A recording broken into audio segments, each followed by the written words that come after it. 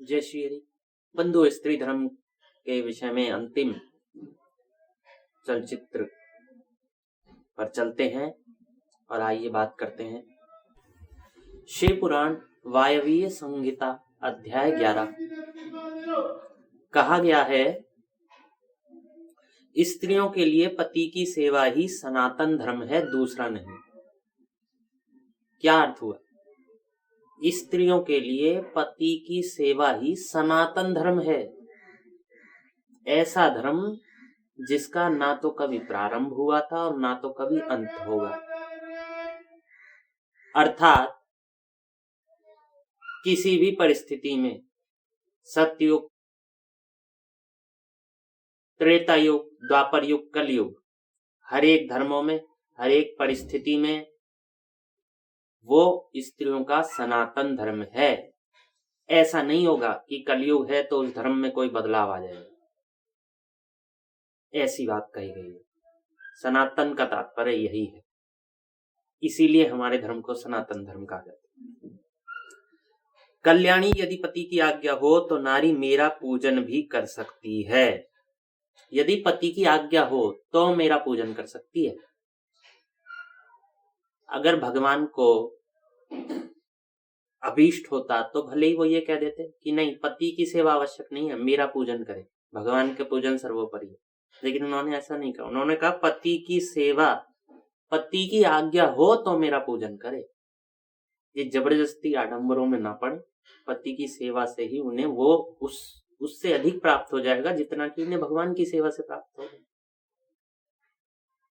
इसमें भगवान की भक्ति का निषेध नहीं, किंतु भगवान का स्वयं आदेश, तो वो भगवान की भक्ति में भी आ जाएगा। आपकी पति की सेवा भगवान की भक्ति में आएगी, क्योंकि आपने भगवान के वचनों का पालन किया। जो स्त्री पति की सेवा छोड़कर व्रत में तत्पर होती है वह नरक में जाती है। इस विषय में विचार करने की आवश्यकता नहीं है। तो नरक में कौन जाएगी? जो पति की सेवा छोड़कर व्रतों में तत्पर होगी। पति मना करता रहता है फिर भी व्रतों में तत्पर। ठीक, अगला यहाँ कुछ विधवा स्त्रियों के विषय में भी बता देते हैं थोड़ा धर्म। अब मैं विधवा स्त्रियों के सनातन धर्म का वर्णन करूंगा। व्रत, दान, तप, शौच, भूमि शयन, केवल रात में ही भोजन, सदा ब्रह्मचर्य का पालन, भस्म अथवा जल से स्नान, शांति, मौन, क्षमा, विधि पूर्वक सब जीवों को अन्न वितरण, अष्टमी, चतुर्दशी, पूर्णिमा तथा विशेषतः एकादशी को विधिवत उपवास और मेरा पूजन, ये विधवा स्त्रियों के धर्म हैं। तो ये विधवा स्त्रियों के धर्म हो गए। आइए अब भागवत महापुराण से स्त्रियों के धर्म बताते हैं। सप्तम स्कंद अध्याय 11 श्लोक 25 से। पति की सेवा करना, उसके अनुकूल रहना, पति के संबंधियों को प्रसन्न रखना और सर्वदा पति के नियमों की रक्षा करना, ये पति को ही ईश्वर मानने वाली पतिव्रता स्त्रियों के धर्म हैं। साध्वी स्त्री को चाहिए कि झाड़ने बुहारने, लीपने तथा चौक पूरने आदि से घर को और मनोहर वस्त्राभूषणों से अपने शरीर को अलंकृत रखे, सामग्रियों को साफ सुथरी रखे, अपने पतिदेव की छोटी बड़ी इच्छाओं को समय के अनुसार पूर्ण करे, विनय, इंद्रिय संयम, सत्य एवं प्रिय वचनों से प्रेम पूर्वक पति की सेवा करे, जो कुछ मिल जाए उसी में संतुष्ट रहे, किसी भी वस्तु के लिए ललचावे नहीं, सभी कार्यों में चतुर एवं धर्मज्ञ हो, सत्य और प्रिय बोले, अपने कर्तव्य में सावधान रहे, पवित्रता और प्रेम से परिपूर्ण रहकर यदि पति पतित न हो तो उसका सहवास करे, जो लक्ष्मी के समान पतिपरायण होकर अपने पति की उसे साक्षात भगवान का स्वरूप समझकर सेवा करती है, उसके पतिदेव वैकुंठ लोक में भगवत सारूप्य को प्राप्त होते हैं और वह लक्ष्मी जी के समान उनके साथ आनंदित होती है। यहाँ कह रहे हैं पतिव्रता स्त्री कहाँ जाएगी? वैकुंठ लोक में, जहाँ भक्त जाते हैं, यानी मोक्ष मिल जाता है पतिव्रता स्त्री को भी और उसके पति को भी। आइए थोड़ा विस्तृत इसी विषय की चर्चा कर लेते हैं। पति की सेवा, उसके अनुकूल रहे, जैसा वो कहे वैसा आचरण करे, जैसा उसे पसंद नहीं वैसा आचरण न करे, पति के संबंधियों को प्रसन्न रखे, ऐसा न करे मैं तुम्हारे अमुक संबंधी के यहाँ नहीं जाऊंगी, पति के संबंधियों को प्रसन्न रखे, जिससे पति संबंध रखते हैं, प्रेम करते हैं।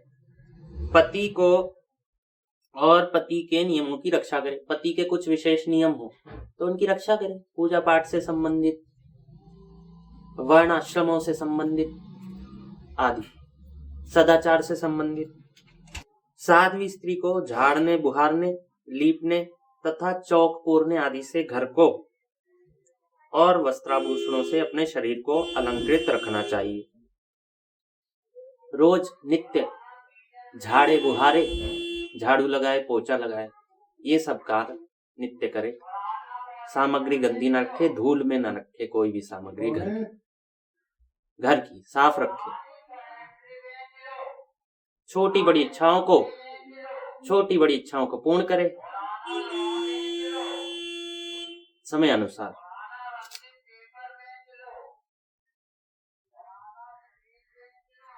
विनम्र हो, नम्रता पूर्वक बर्ताव करे, व्यवहार करे। इंद्रियों को संयमित रखे, सत्य और प्रिय वचनों से उनकी सेवा करे, झूठ ना बोले। जो मिल जाए उसमें संतुष्ट रहे। किसी भी वस्तु के लिए ललचावे नहीं। मॉल जाना है, ये खाना है, ये वस्तु दिला दो, ये इच्छा पूर्ण कर दो, ऐसा कुछ ना करे। क्योंकि पतिव्रता स्त्री की सभी इच्छाएं समय अनुसार अवश्य पूरी होंगी।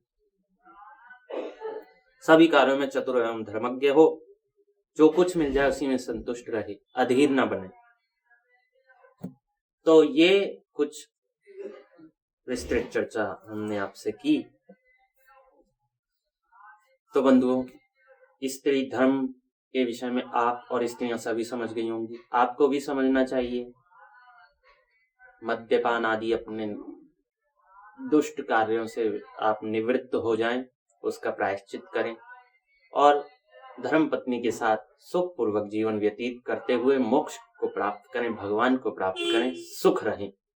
इस लोक में भी, परलोक में भी। स्त्रियां भी ऐसा ही करें, ललचावे नहीं, व्यभिचारिणी आदि ना बने, अपने पति में संतुष्ट रहें, पति भी अपनी स्त्री में संतुष्ट रहें। धन्यवाद। जय श्री हरि।